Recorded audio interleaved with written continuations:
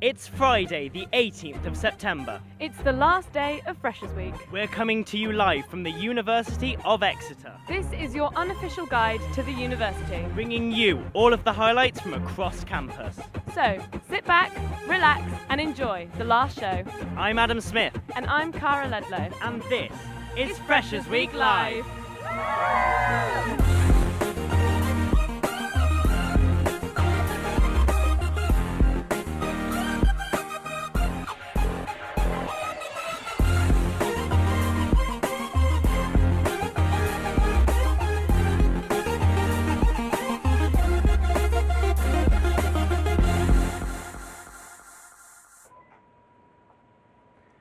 Good morning, Exeter University. Shake yourselves out of bed early for the last time because it is the final, last, absolutely no more after this day of Freshers' Week. We have been in this glorious studio every day since the start of the week at 10 a.m. It's been tiring, but it's been worth it. And you know, I think I've been closer to my co-presenter Cara as a result. I don't really, but anyway, we have got an excellent show coming up for you today. We've got all of the acting societies in, as well as the fandoms. Specifically, Shotgun, Theatre with Teeth, UCO, Gilbert and Sullivan Society, Footlights, Exeter Review, Harry Potter Sock, Doctor Who Sock, Pokemon Sock, Sherlock, Sci-Fi and Game of Thrones Society. Oh, that was very impressive, Adam. Well done. Oh, thank you. I'm glad we've got the theatres in later because hopefully they can give me some advice in remembering my lines a little bit better. And speaking of giving advice, also coming up, we've got a little feature on Adam being given some tips on breakdancing in the forum. I must admit, I'm really looking forward to that. Anything you're specifically looking forward to, Carl? I think the feature of the water slide in Exeter that you went down is probably my favourite thing. What about you? Well, I have to admit, I am kind of looking forward to satisfying my inner nerd when all the fandoms get on. Great. Remember, if you want to get involved in the show, you can always tweet us at XTVOnline, or you can drop us a message on our Facebook page. Also, there's a studio tour at 11 a.m, so swing by. It sounds like a fun day. And speaking of fun days, let's see the fun that we had yesterday with the Daily Roundup.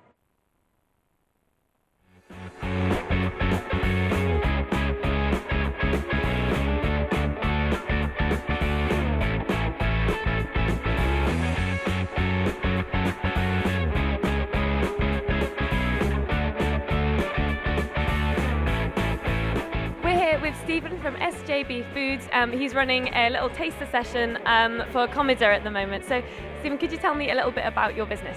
Yeah, we've been going about 30 years. We started off supplying butchers and sandwich makers, and we've gone into the educational work. We work with a company called Colder Foods who are behind us, and we do a range of sandwich fillings, about 150 different flavours and varieties.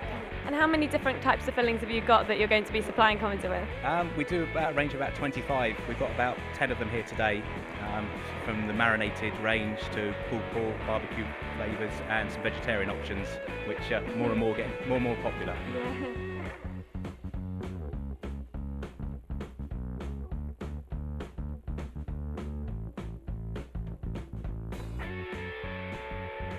I'm here with MC and Ollie from lacrosse.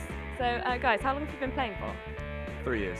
3 years as well. And is that 3 years of university, or did you start before? No, most guys never played lacrosse before university. It's very much an American sport, for the men at least, so we expect most first years to never touch the lacrosse stick. And is it more of a male-dominated sport, or is there equal opportunities for women to play? I'd say more opportunities for the women, to be honest. They have 3 Bucks teams this year. Woo!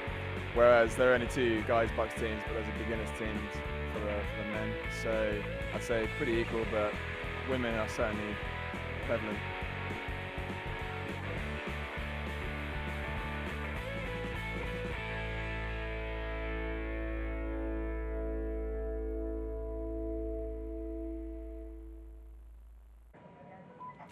So we're now joined with some very dramatic guests. We've got Jack, Amy and Beth on the sofa with us now from Shotgun Theatre and Footlights.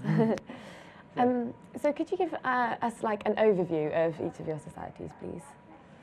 Yeah, go first. So Footlights is sort of the biggest, just in literal numbers, musical theatre society on campus.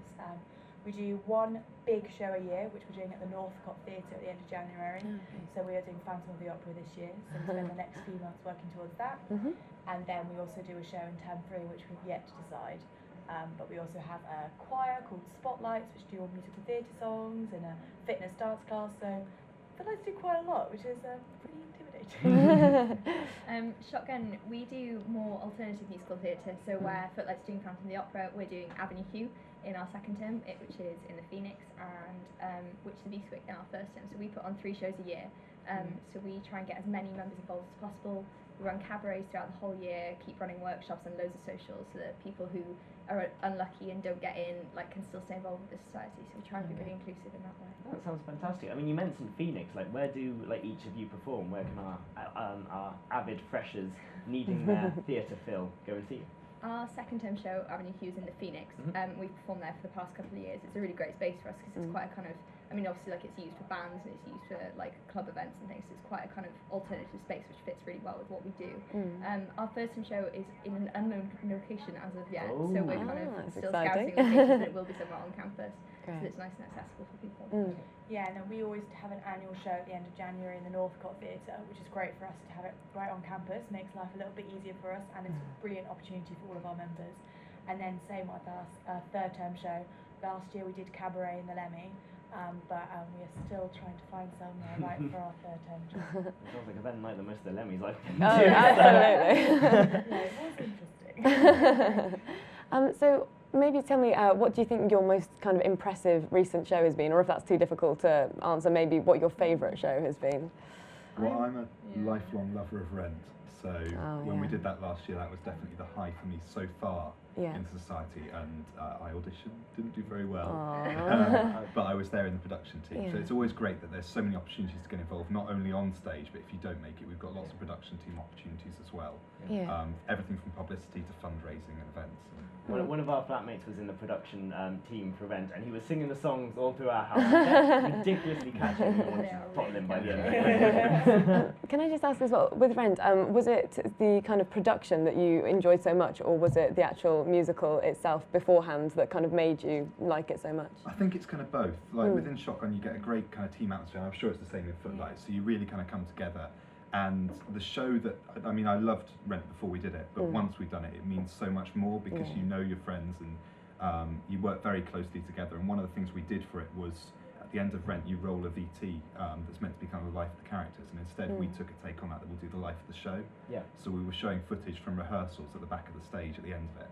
And it's just watching that back when you're sat in the audience thinking, like, what have we achieved over the course of coming together with this show, it was really quite emotional. But And what? No, sorry. I think for us it was the fact we've been very lucky the past 2 years selling out the Northcote. So with the Vita last year and West Side Story the year before that was a great moment for us, especially as performing arts isn't doing so well nationwide. It's nice to be able to bring a little bit of that to Exeter and get the local community actually there, which is great. Wonderful. So really quickly, what sort of, do you have any events like today or in the next week that people can look forward to? Today we've got our dance workshop in Robra Studios, not the Lemmy as it might say in your Freshers Week guide, but yes, we've got our choreographer Abby Clark will be doing a little fun choreography to Hairspray, which people can come along to and find out more about what we're doing for our auditions over the next month. Fantastic. What about you, Shotgun? We're all doing both societies and a few others are doing auditions all next week. So we've got auditions for Witch the Beastwick and Avenue Q running from Monday till Thursday from 6 till 9. They'll be in Cornwall House, so come on, audition. The Cornwall House is the one round the corner of the Lemmy. Yeah, it's the old music block near the Lemmy. Well, that sounds really good. I mean, I certainly think that all of those sort of events are definitely a hard act to follow. And speaking of a hard act to follow, we're going to be going to our own Matt Whittle and Helena Leslie in the forum live as they speak to some of our new freshers. And then I said bananas. No, you're crazy. Hi guys, I'm Matt Whittle. And I'm Helena Leslie. And I'd just like to point out that the only fingers I will be showing today to camera will be my thumb, because positive vibes. So hey guys, who are you with? I'm with ASOC, Asian Society. Oh, okay, so who's your president? Yeah, Vihan Savla. He's sitting right there. Oh, awesome. So what sort of things do you guys get up to? Well, we have events like Hindu festivals like Holi and Diwali. And we have a lot of socials and Bollywood nights and Oh, wow. Did you know a fan of Asian cinema is actually coming into the forum tomorrow? Who? Do you know his name? No. You may have heard of him. It's John Cena! Du, du, du, du. Du, du, du, du. Sorry, Du, guys. du, du, du. John Cena at the forum tomorrow for the WWE Super Slam. I'm done. There you go. Okay, so normal questions again. How's your Freshers Week been so far? It's been good. We've been coming to campus quite a bit, and like it's fun. Like the forum's always filled with like new people, and it's nice to meet new people every day. So have you had some society members joining, or? Well, A few have, I think, but then tomorrow's Freshers First, so let's see how that And goes. do you support the guild? Of course we do. Do you know who the guild president is? Can you name some of the members? Uh, Of course, it's John Cena!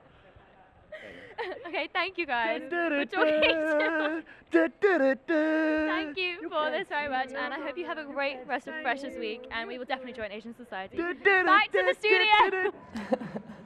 Well, thank you very much, Matt and Helena. That's certainly a very good promotion for John Cena there. Do you think Matt could get in on that audition? Yeah, potentially. You know, a lot of competition, but And speaking of auditions, can you actually tell me how your audition systems work? How do you choose people for the parts in your musicals? Let's go first. Yeah. So we run auditions next week, Monday through Thursday for Phantom of the Opera. So people will come along, prepare a verse and a chorus of any song that they would like to sing for us, and there'll be like monologues outside of the room that they can prepare. They'll be taught a little dance. So that'll be the initial auditions, and then those that we'd like to invite back will be called back for Friday and Saturday to finalise the cast for the show. slightly different with us. We don't audition dancing in our first round because we prioritise acting and singing. We try and give, because I'm so not a dancer, and we try and give people like me who love to sing and act but maybe aren't so strong in that area a break in their first recall, in the first audition. You can learn a bit from our breakdancing feature that we've got. Maybe I'll try it. But yeah, we do the same format, verse and chorus of song of your choice, and then a bit of script reading. For Avenue Q, we're also giving people the chance to try out their monster voices if they want to. Because we have a few things like a version of the Cookie Monster in the show. And our recalls are the Saturday for Avenue Q and Sunday for Witches of Eastwick. That sounds fantastic. Yeah, that does sound great. So, maybe a bit of an embarrassing question now. Have any of you ever bombed in a performance? Yeah. I was in a physical theatre performance at the end of last year, and in our first show of it, we were in a unison section. There was like 6 of us on stage all doing this routine together, supposedly, and I completely went blank in the middle of it, in front of the entire audience, and ended up just kind of stood there really awkwardly while everybody carried on around me. It was really, really awful. I think that's the worst time I've done it. No, I've been quite lucky because I try and avoid being on stage as much as physically possible. I thought you were just going to say, because I'm fantastic. No, I just know that's not where I belong. I'm far happier with a spreadsheet and a risk assessment. I'm much the same. Oh, thanks, guys. So maybe for our freshers that are watching and they're wanting to kind of get involved in more theatre, or they want to go and watch it, where are the best places in Exeter that you'd recommend for it? Depends on what you want to see. The Bike Shed is a really, really good, like really small theatre, and they quite often have like really small touring companies that do really interesting productions there.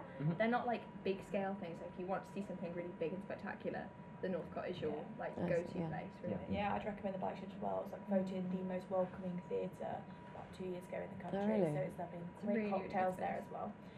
But yeah, the Northcott and the Phoenix and the Barnfield is places in town that get some really interesting work. So The Northcott also has student standby tickets available for some shows. That, so they've just got stuff like put aside. Yeah. Yeah, So you if I think I've done that someone doesn't turn before. up on the evening, you can pay a cheaper price, and then you'll get an email to say, yeah, we don't have this person's cancelled their ticket, and if you're a student, you can come along and just fill the seats.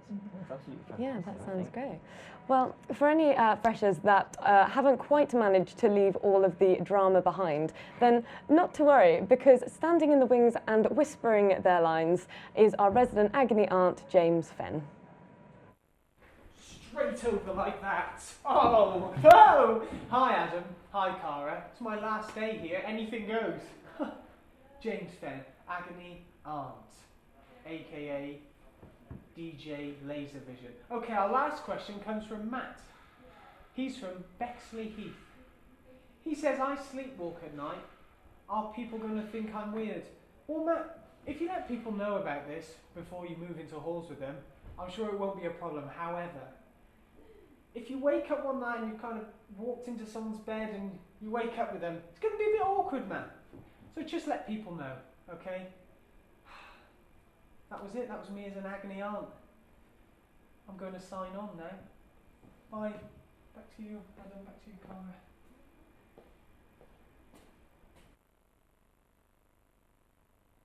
Well, it's drama galore in the studio now. We've got many, many guests in. I might ask you guys to all introduce yourself rather than me. Hi, I'm Lizzie, and I'm president of UCO, Exeter University Theatre Company. Yeah. Hi, I'm Alice, and I'm the producer of the Exeter Review, which is like the improv. Funny one. Hey, I'm Katie, and I'm president of Exeter University Gilbert and Sullivan Society. Great. Hi, I'm Tim. I'm the artistic director of Theatre with Teeth. And I'm Toby, and I'm the treasurer of the review. Great. So maybe it would be a good idea for us to start with everyone giving a brief overview of their society, how they're different, how they're similar.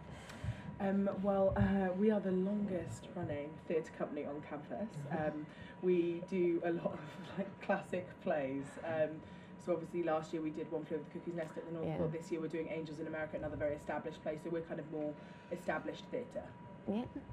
We're quite a new society, so we were set up 2 years ago, and we do a lot of improvisation and some sketch shows which go up to Edinburgh as well, and some radio stuff, and yeah, that's about it. Yeah, so it's quite a diverse range, not yeah, text, that's nice. not set text. Sorry, honey. We're also a really old society. We've been, I think this is our 48th year, and we always perform one show in the Northcott in term 2. And we always do a GNS show, so there's 13 to choose from. A couple of them are less often done. So this year we're doing Princess Ida, which is about like princess and stuff. Really? We also do a concert at the first term, which is sometimes actually one of the GNS operas, but like as a concert form, and sometimes like a Christmas concert with also GNS songs and sometimes light opera and things. And yeah. Yeah. So Theatre with Teeth, we do new writing, adaptations, and devised pieces, which means that we're never really sure what we're going to do, because it just depends what the students want to write, want to come up with. So we've done everything from children's theatre, ballet, to straight plays that were written by students. So we just love new work, creating new exciting pieces. Great. So I guess I'm quite interested as well in the kind of dedication that a lot of people have to their theatres. I mean, like, I often see people, you know, rushing off after lectures to, you know, go to all of their rehearsals for certain things. Is it different, the kind of rehearsal times for each? Is one society a bigger commitment? Because I know Theatre with Teeth, for example, do 24-hour plays, and that might be interesting too. Yeah, I mean, 24-hour plays is the absolute least commitment you can do. So it's literally 24 hours, but it's such a fantastic thing. The writers start writing at 8 o'clock at night, work all night, and then hand the script in at 8 the next morning. Then the actors and directors rehearse it for 12 hours, and we perform 5 brand new plays that are always absolutely crazy, but it's so much I can fun. vouch for that. I went to the last lot. They were brilliant. They were so great. I think, well, like for us in particular, obviously we have our Northcott show, which is like 6 months preparing for like 4 shows. So obviously that is a huge commitment. You're performing to 430 people each night. Like that's not something you should take on lightly. So that is a huge commitment. But then obviously we have our smaller shows, like our term 1 shows. And we're planning on introducing some even smaller time period things, which are people who aren't like really ready to make that huge commitment that those shows can be, which obviously is a big deal.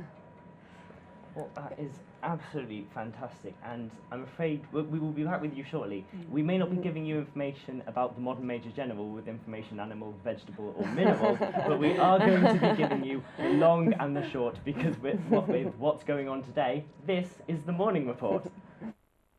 Hello and welcome to the last morning report of this Freshers Week. You're probably mourning the end of Freshers Week, but don't worry, there's still a whole day's worth of events to get involved with, and we're here to tell you all about them. This is the morning report.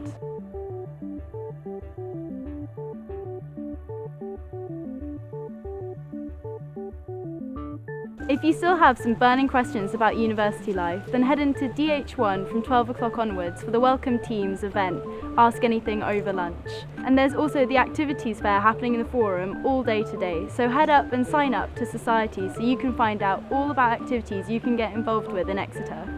If you enjoy horsing around, then join the riding club for their taster session at 1 o'clock today.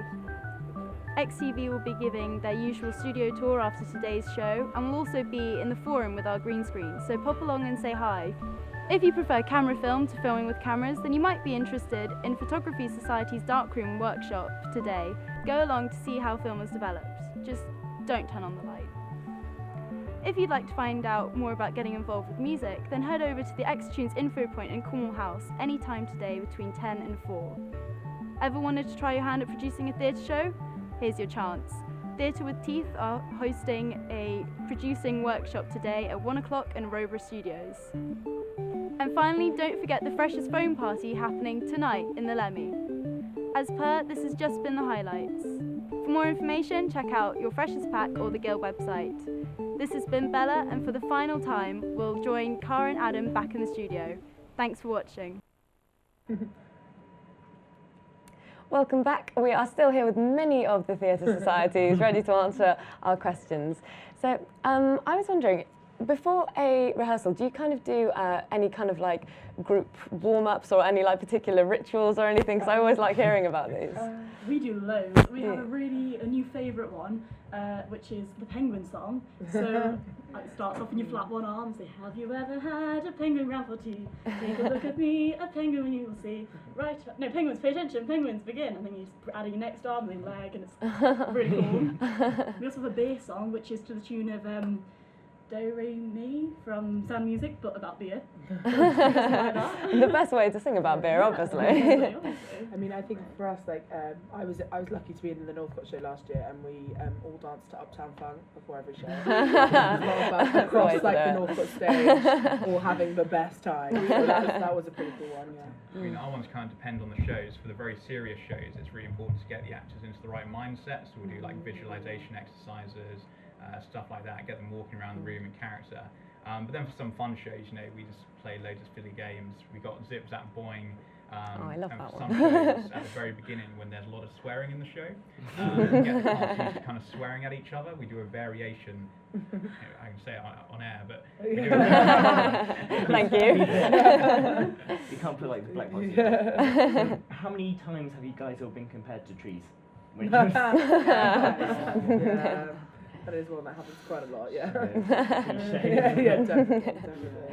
Yeah. So if you guys were all going to put on a show together, what sort of show would do you imagine? Oh, that's an interesting one. Very diverse, I reckon. Yeah, well, obviously we'd have a bit of musical in there. Mm-hmm. Yeah, we'd have some straight acting, and then we'd have some comedy. It'd be great. It'd be fabulous. Do you think you'd do it episodically, or would you try and just like mix it all together? All together. Yeah, definitely, just like mix us all together.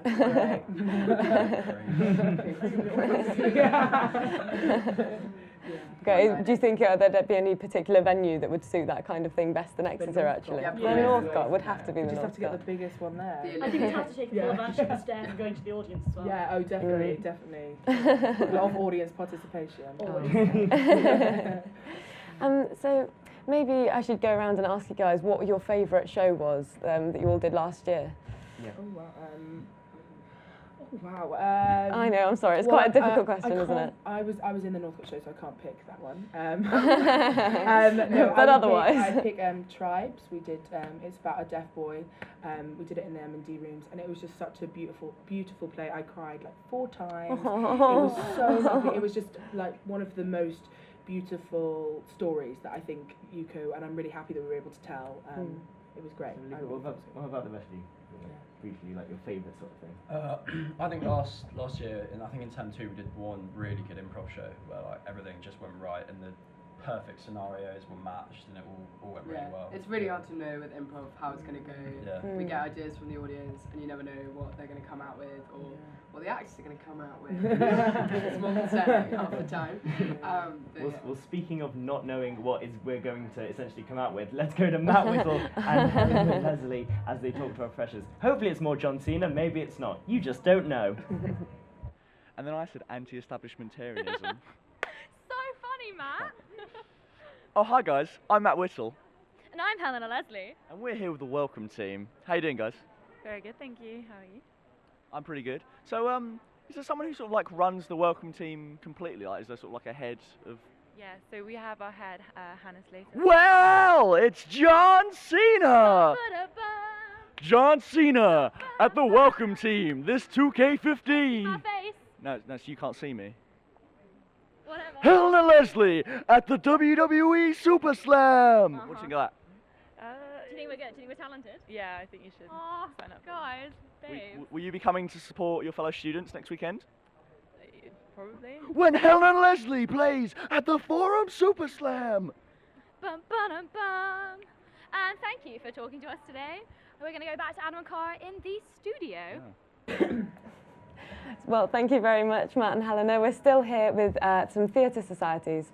So, guys, do the students that perform in your shows, are they kind of a quite diverse range of students, or is it mainly kind of like drama students that you get? I mean, I think Theatre with Teeth, we get the most diverse range of students. I mean, I personally study PPE. Cool. Half of our committee do drama and English, and we've had physics students, like massive range in Theatre with Teeth. Yeah, we do too. Well, I mean, maybe not so much. It's really funny because our whole committee is drama, and then our treasurer is biochemist. So, okay. Yeah, we do have quite a lot of diverse. Yeah, we have quite a lot. We have the lowest range as well, because we actually only have one drama student at the minute, and the university doesn't do music, so everyone does different. I do electronic engineering. We've got quite a few historians in English. We've got like other sciences. We've got everything. It's crazy. So you sort of like utilise their talents as sort of different. Yeah, definitely. And it also, it's because of the shows being set in like old-fashioned times, it's nice to have historical students who know quite a lot about the era and they can inform us as well. It's really nice. So maybe if you had to kind of choose one celebrity to come in and be the protagonist in your show, which celebrity do you think it would be and why? And what show actually do you think you'd like them to be in? Well, we're just about to do Angels in America by Tony Kushner at the Northcott. So I think I'd probably like, who played in Sherlock Holmes, the one who played the baddie in it? Moriarty. Yeah, Moriarty, the one who played Moriarty. Well, he was in the original. Is that Andrew Scott? Yeah, Andrew Scott. He was in the original Angels in America show. So I think we'd like him down to just, take that role and just do it to the full. Yeah. Such a powerful actor. Great. I get chills, especially when it's Tommy to shoes. Yeah. Who are the rest of you guys? Probably get Stephen Fry on the improv. Emma Tom, I don't know, any of those. Some of the early stuff when they were at Oxford at uni, the cassette on YouTube was just so good. There's some amazing stuff out there. Wouldn't mind. Yeah. As long as you didn't make him sing. That is we do sing prov actually, so Okay, what about you, Tim? Yeah, I mean, we're new writing, so I mean, we don't even know what plays we're doing yet. But I mean, I love kind of the up-and-coming actors, people like Jack O'Connell, Alicia Vikander, like these kind of young people who are coming up, because that is what Theatre with Teeth is about, quite kind of fresh, young talent, just kind of quite raw, quite different. So I really love those kind of people. Great. Thank you very much for being on. You have been absolutely fantastic, and actually, that's a good thing to end on. Because speaking of fresh young talent, we're going to me as I head down the middle of Exeter City Central in a very peculiar manner. Water, water everywhere, and not a drop to slide. Hello, I'm Adam Smith, and this is XTV. A giant water slide has been set up through the middle of the city of Exeter. For £2, donated to the Exeter Royal Academy for Deaf Education, 300 people can take the unusual trip down the middle of the city, a trip that we're about to take ourselves. So I am here with Jess, who has helped to organise the Exeter water slide. How do you think it's gone today? Yeah, it's gone really great actually. It's been a massive team of volunteers and everyone's kind of pitching in and doing their bit, so yeah, all good fun. How many people do you think you've had down this slide? Oh, down this slide so far, well, we have capacity I think for about 300 people, and then the volunteers are all getting a slide as well, which is good. So 300 plus people easily will be by the end of today, but yeah. So how do you feel just going down that slide? That was a lot of fun. We should do it more often. Daddy! Hello. What do you think about your daddy just going down the slide? Fun. So what do you think about having a slide down the middle of Exeter? I think having a slide is a really good idea. It brings like the whole Exeter community together, and it's just for a really good cause as well in the Exeter Deaf Academy. Can you explain what you are for people that can't quite tell? I'm a man getting eaten by a shark. Okay, fantastic. Thank you very much. Why are you dressed like a pig? Because I hate dressing up, and I thought that my friends would sponsor me more if I looked a bit silly. Here we are at the top of the slide, about to go down 4th Street, the wet way.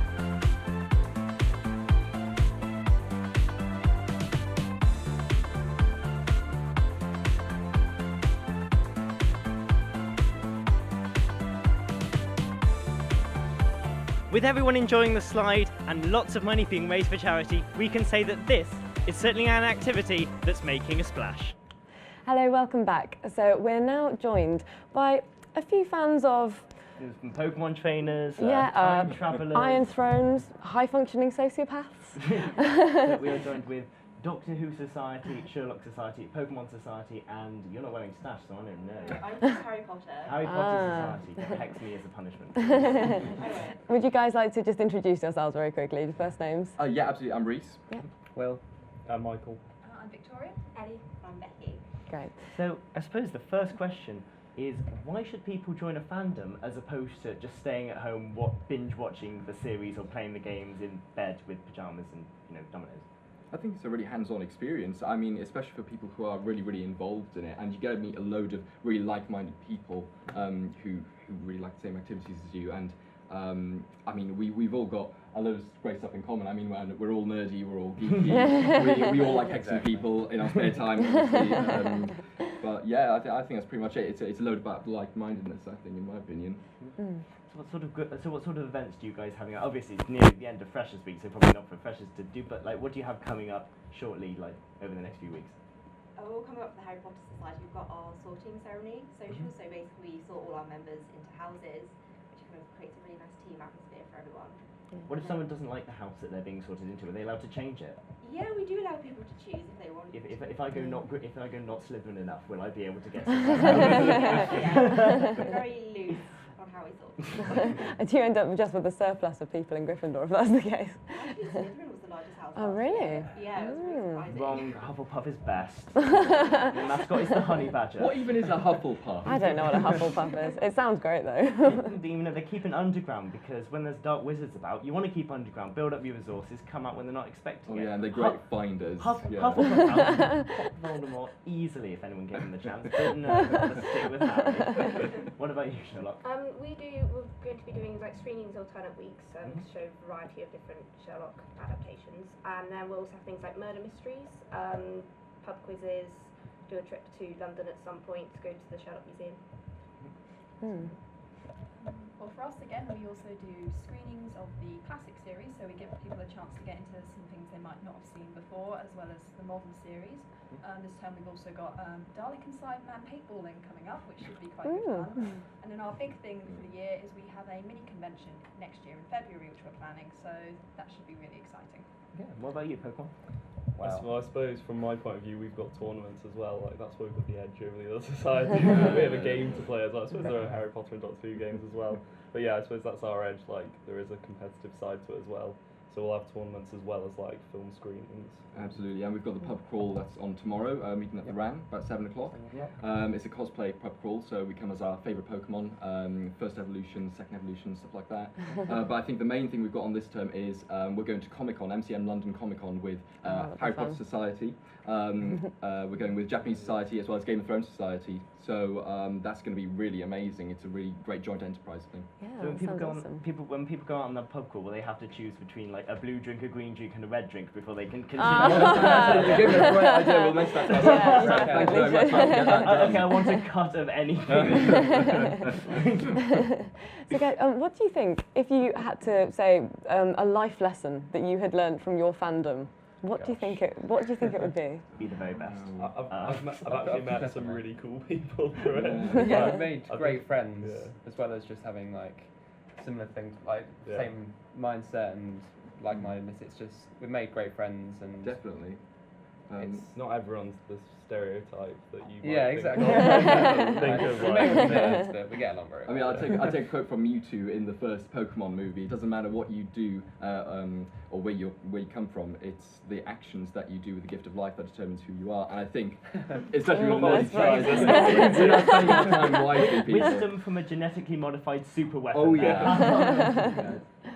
Yeah, I'd probably say the same thing. Like meeting new people, just breaking the stereotype, making new friends, and going for the cheesy Dumbledore quotes. Our choices, not our abilities, that define us. So. Yeah, same really. It's just the social aspect, and I suppose I don't know. I can't think of the quote from our thing, but to do with what, like working out the truth, whatever Well, hoping you make more friends than Sherlock does in his. Again, I think we all great friends, and it gives us a chance to get together, discuss, maybe enjoy some new things that we might not have about the series previously. And I think the Doctor is the ultimate role model. How many times has he saved the world? I would definitely say the Doctor, is the ultimate role model. As well as being able to time travel and save the world, he also has some pretty good dance moves. And speaking of some pretty good dance moves, while I can't cure people of gas masks, I can show you how to break dance very, very badly. Let's see.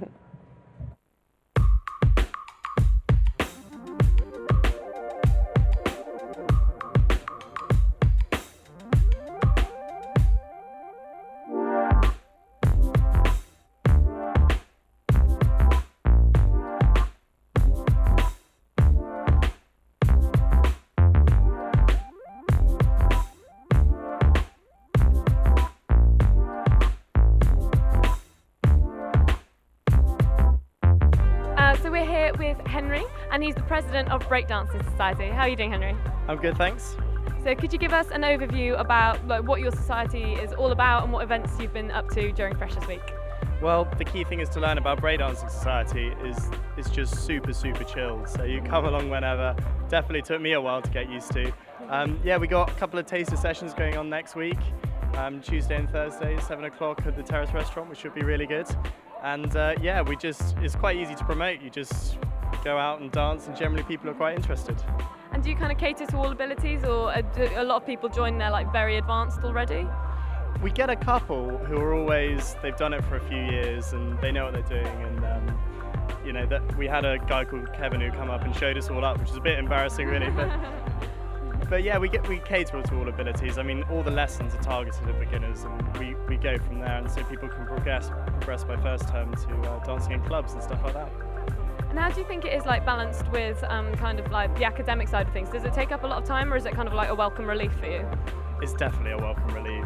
I just get out of lectures. You can go anywhere. I mean, we've been all over the place today. You dance wherever you can find, and it's just a really good stress release. So Henry, what sort of moves are we going to be doing? Well, you can divide breakdancing up into 4 different types of moves. You've got top rock, which is obviously you're standing up, and then you go into the footwork stuff. So that's the classic, you're on the ground. The basis of breakdance is the 6 steps, so this is your footwork. Okay, and then we've got freezes as well. So that's when you really want to hit a particular beat in the music, and you really want to make an impact on it. So the standard one we teach people is the baby freeze, which looks like this. And then you've got power moves, which I've been dancing all day.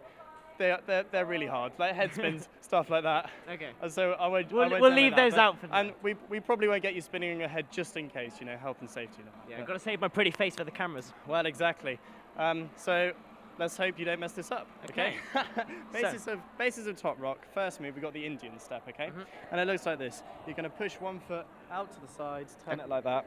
Put as much weight on that foot as you can. So, like that's that. it. Yeah. And then you come back. And then you come back. And then the other side. Boosh. Boosh! Yeah, it's got the sound effects. That's half of it, okay? Cool. And then you keep going. This is the time. Wait on the other foot. Yeah, that's it. This is surprisingly confusing. My body is no, you shouldn't be doing this. You're going to just go one way, and it's really, really weird. But so yeah, okay. we got the basics now. Yeah. So that's when you're getting everyone's attention, which is obviously an important bit. Yeah. And now, I promise you, this looks hard. I'll break it down, it'll be much easier for you. It's called the corkscrew. It looks like this. Okay. Okay? Okay. Okay, scared? A little bit. Okay, sure. Let's do this. Well, shall I hold that? Yeah. Okay, so what you want to do is hold your right ankle is going to go in behind your left knee. Like that. So you want to try and hold that. And then this is the scary bit. You want to effectively fall on that bit of your knee. Okay. But your foot's protecting it. Please don't fall on your knee. So can I just get another demonstration just so I can then copy that? Yeah, of course. Okay, so back. You're going to have the foot here. Yep. You're going to drop down. Yeah. And then you're going to spin with your legs. Okay. So let's give it a shot. If you could hold this for me. Sure. So back, put down, and spin with your legs. That's it. But generally, what we find is people get scared. So as you fall, this leg backs out. Yeah. So how scared do you want to make yourself? Do you really want to let's fucking make me scared. Yeah. Yeah. Go for it. So go on. back. Yeah, that's it. It's getting there. Let's give this one more try. Do you want a shoulder? That would help. Look, camera's here. Lean on my shoulder. Okay, go all the way. That's it, all the way. Go on. Yeah, that's it. Now spin up. Oh, look at that. He's got it. I feel smooth already. He's a natural. I hope you're whacking that one out in clubs later on. I will definitely be doing that later. I mean, if you want a tip for practicing it and getting really neat, whenever you walk into the room, boom, do a spin. Everyone knows you're there. That was a really, really good bit of advice. Thank you very much, Henry. Thanks, man. Thanks. So thank you very much, Henry, for breaking it down for us. It was really, something that, a very impressive set of skills. Yeah, I'm sure Adam will be trying out those moves in the club later on.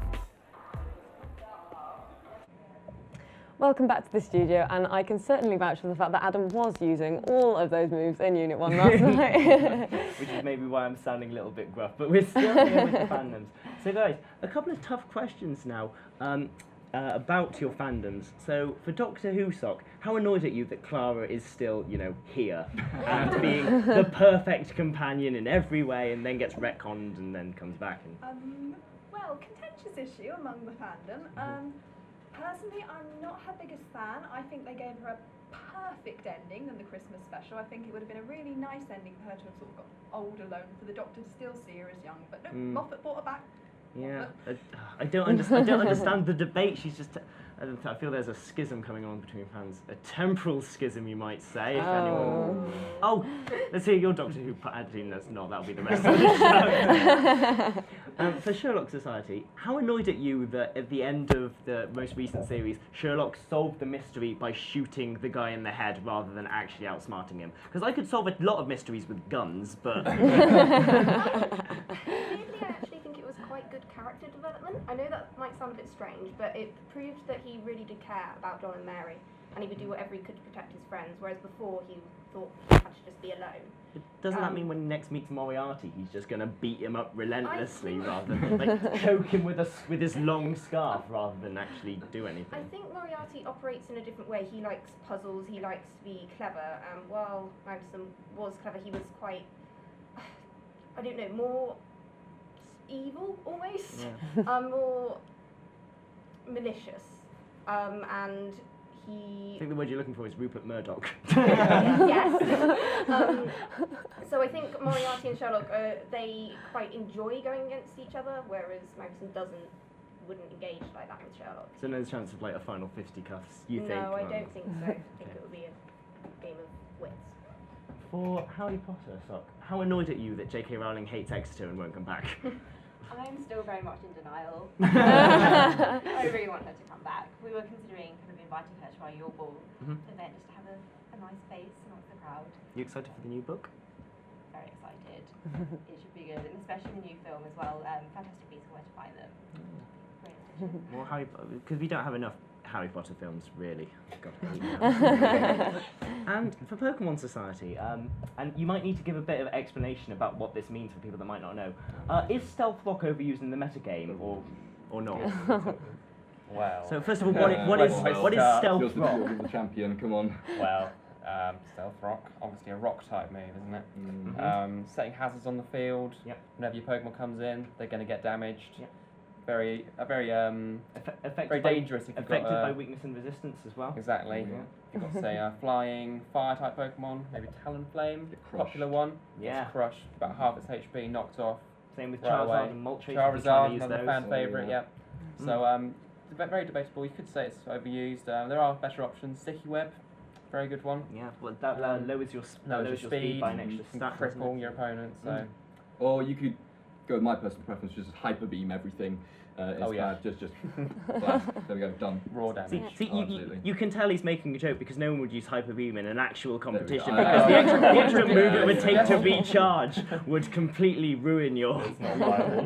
No, it's really not. What about Toxic Spikes? You into those? No. Yes. Oh, no. that is dirty tactics. There's other poisoning the opponent. Oh, come on, that's no fun. Okay. So, guys, what do you think the best bit of memorabilia that you've got from each of your societies is, if you have any? Yeah, that is a question. Okay, well, on a personal front, I'm going to have to say my original copy of Pokemon Sapphire, just because there's so many memories tied into that game, so much nostalgia. And I always, crack it out every now and again, see how my Yeah. team's doing, and despair that I can't directly trade all the money. Oh. Yeah, it's just a nostalgia factor for me, really. What about you guys? Harry Potter? Yeah, I'd definitely say my book collection is just very special. Just books as well. A lot of memories wrapped up in those pages. Yeah, you kind of grew up with those books, so they're special. Sherlock? I quite like, I've got a book from the London exhibition that was on last January, Mhm. and so that's quite good to look through. It's like got a lot of things about Sherlock And Doctor Who? As a personal thing, I think one of my most precious possessions is I have John Barrowman's autograph, who played Captain Jack, and that obviously got to meet him, which was the best experience ever. That is really incredible. I think there are a lot of precious things there. And speaking of something that I find particularly precious, we're going to go to Matt Whittle and Helena Leslie again. I love you so much, as they're in the forum talking to our freshers. And I was like, baby, baby, baby, O-B, O-B, O-B. There you go. And I'm still Helena Leslie, and he's still a terrible singer. And we're here with some freshers. No, you guys aren't freshers, are you? What year are you all in? Second year. Second year. I'm a second year. So how have you been finding? I apologise for her presenting. Hey. So how are you finding Fresh this week? Yeah, it's been really good. Yeah, it's a lot more stressful when you're not a fresher. Boring. Let's ask some real questions. How spicy did you have your Nando's? Yeah, it's pretty good.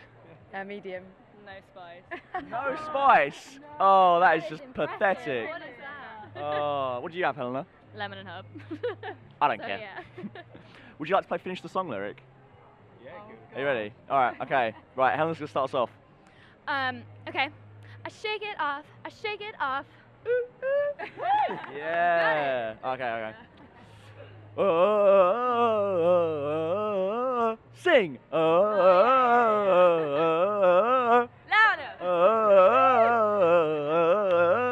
Sing. Yeah. Nice. And one more. I can't think of one. Fail. Don't wanna close my eyes. Don't wanna fall asleep because I Miss you, babe. And I don't wanna miss a thing. Yes, lovely. So who is the runner of Raisin Give? Who's like the president? We've got Sophie and Rhiannon, which are. I think that's incorrect because it must be John Cena at the Forum Super Slam. Woo! Yeah, no, you're supposed to do the theme song. The face. The face line. No, The line about just- the face. Well, you know what? We've been OB. Thank you very much. Thank you for talking to us today, guys. And we're going to go back to the studio. Back to the This is studio. last you're going to hear from us. One I last hope time. You enjoyed everything we said. Thank you and goodbye. I love. Oh, thank you very much, Matt and Helena, for the last time. So, Matt, ROB, he has, on his arm, he's got some Gallifreyan tattoos. And I just thought that I'd ask you guys, if you had to get a tattoo to represent your fandom, what would it be? I'd get a liquor tongue tattooed on my ass. You would. I'm glad Just that's the whole safe for Pokédex Scotland. is like my back. Well, all 649 of them? All of them. Or however many of them are now. Space for when the Shiny on the front. Volcaron or whoever the extra one is. Dan in some more. What about the rest of you guys? What did you get?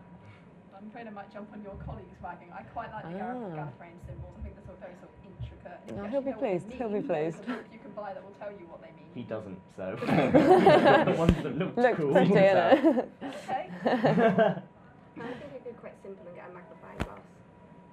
It's quite minimal, quite elegant. That's Yeah. nice. I think I could go for a dark mark on my forearm. Just get it, like on a muscle so that when you like just tensed or something, like it would move and it would look like it was writhing. Yeah, that would be really cool. So, as a question for people thinking, oh, maybe I'll join one of these to bulk up my CV. Do you think there are any like transferable skills from your fandoms into the real world? Okay, totally. Like, we're some of the most multicultural societies on campus. We have people from all over the world joining us. People from all over the world, fans of Doctor Who and Sherlock and Harry Potter and Pokemon as well. I mean, it really brings people together from all around the world. So I think to say that you've been part of such a multicultural society like that, it really gives something to say about your character. Tick's not a racist on your. That's.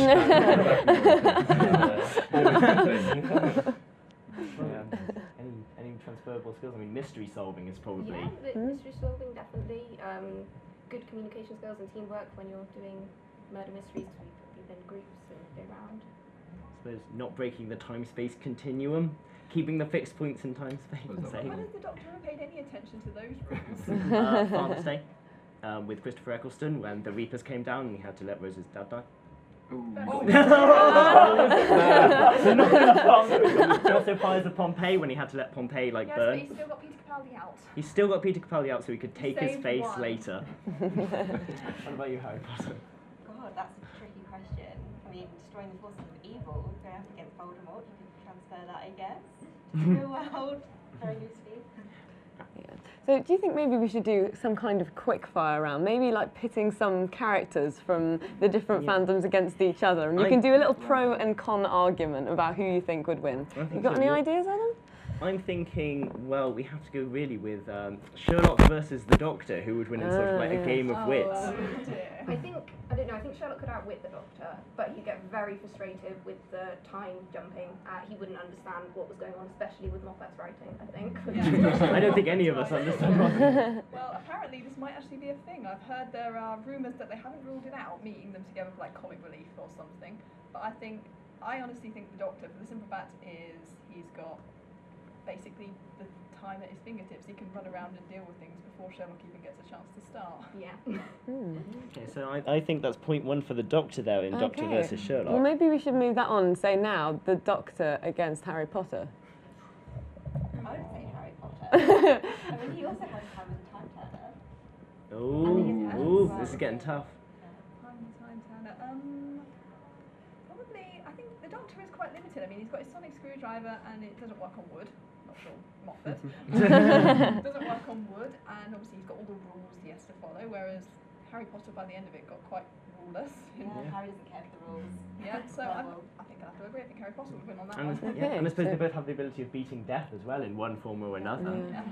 So I guess the final matchup would be... You're going to have to move Harry Potter on to... Harry Potter versus, Ash, I guess. The thing is, Ash is a bad representation. As a trainer goes, he's pretty poor. Every time he's 10 years somehow gets worse. Who would you rather be representing? Just Red. I mean, Red says nothing, so I mean, he wouldn't be able to so bad outwit at anyone. all he says on the screen is dot, dot, dot, and then battle. And then he burns everything with Charizard, so... But he has problem magical creatures at his fingertips. I mean, exactly. Yeah. But would Harry Potter be able to? Would they be able to beat these Pokemon? What do you think? I think so. I mean, he's a... Depends which stage Harry Potter. Angsty Yeah, Harry like, Potter. seriously in. I guess he did beat the dragon, so that's. Yeah, I think if Harry Potter can slay a basilisk in his second year, he should be pretty good at taking down a couple of fat Pokemon, a dragon, and a turtle with cannons on its back. I think it should be pretty easy there. Absolutely. Well, I guess now it's time for a feature that, like the Doctor, is the last of its kind. This is the very last Society Roundup. So I'm here with mature students, some connoisseurs of fine ale, Real Ale Society. Exeter Engineers Rugby Club. Hi, I'm Pavel. I'm the president of the Politics Society. The academic, the social and the career aspects of studying politics in international affairs, whether or not you're studying politics or simply interested. We arrange academic talks with experts like MPs or journalists. We also publish our own journal called The Witness. We have connections with employers such as political consultancies or the civil service, help people start thinking about their CVs. We do a lot of socials ranging from big nights out to chilled cocktail evenings, going for bowling. A lot of them are free bar socials, so I must say if you would like to join us, you can drink back your membership pretty quickly. We're basically just into drinking good beer, brewery tours, pub crawls. We do a homebrew competition, a couple of talks on how to brew, beer tasting evening. One of our favourite pubs is Beer Cellar in town, between the Cathedral and the Chevy. They've got about 18 beers on tap at any time, and they do a fantastic range of real ales and craft beers. So I'm here with Charlie Leach, with a sort of main social rugby club, an alternative to the sort of uni, AU affiliated EU RFC. We've normally got 2 games each weekend, put out 2 teams, Wednesday training sessions, 2 till 4, game on Saturday normally, and then social in Mosaic on Saturday night. And on Friday evening in Mosaic, we've got the whole place and we're going to watch the England-Fiji game. I'm Louise and I'm the publicity secretary for the Mature Student Society. We try and just have a weekly coffee morning catch-up just to give mature students a place to stay, chat about any issues or just to hang out with people a bit more like them. I was 19 when I started university, but I have a child, so I take part in the Mature Student Society. We go up to PhD students who are in their 60s and stuff, so just massive range of people. And if I wanted to get involved, where can I find you? On Saturday, outside the forum, 7:30, to meet up in the evening, and then we're going to go to the Impy at 8 o'clock, and then have a couple hours just going around some of the local pubs. Awesome. Well, thank you very much. Well, thank you very much, Matt. We are nearing the end of a show. Just a reminder that joining XTV does get the chance to win you this prestigious clapperboard, and we have to say, because it's the last show, the winner is... No, actually, we can't do that, Adam. You're going to have to come to our members' meeting next Wednesday at 1:30, I'm afraid, to find that out. But certainly, I mean, what would you say is the Pokemon that can really control the weather the best out of the ones? Weather? Yeah. Primal Kyogre, and with the water side, no. Well, I think the guy that we've got to control the weather isn't quite as powerful as Groudon or Kyogre, but it is James Woolcock, and he is going to tell us what is happening in the rest of the week, and whether you should be bringing umbrellas or trying to get out some flip-flops. For the final day of Freshers Week Live, I'm sorry to say the weather is likely to be wet again. However, for the weekend, temperatures are set to massively increase to 20 degrees for a sunny Sunday. Therefore, I wish all of you a good weekend as I finally say goodbye to Cara and Adam. Well, thank you very much, James. It's nice to see you for the last time as our own little personal Met Office. But this is it. We're pretty much at the end of our show. We've got to say thank you to all the fandoms, Pokemon Sock, Exeter, Doctor Who Sock, Sherlock and Harry Potter, as well as to every other guest that has come on and helped us out throughout the rest of the week. Like Bake Sock and Body Sock and Real Ale were all fantastic. Absolutely. Everyone throughout the week and everyone that we've spoken to on campus, everyone that's been meeting up with Matt and Helena in the forum. Street Magic were wonderful, campus bands and campus cinema, Deb Sock, the AU, the Sabs, everyone was just so fantastic. Also, we can't forget our wonderful crew here at XTV that have been working hard up early every single morning. The crew was just absolutely fantastic. Thank you. I hope for the final time that you've enjoyed watching this show as much as we have enjoyed getting up and doing it. But for the last time, I'm Adam Smith. And I'm Cara Ludlow. And you stay classy, Exeter University. This has been XTV.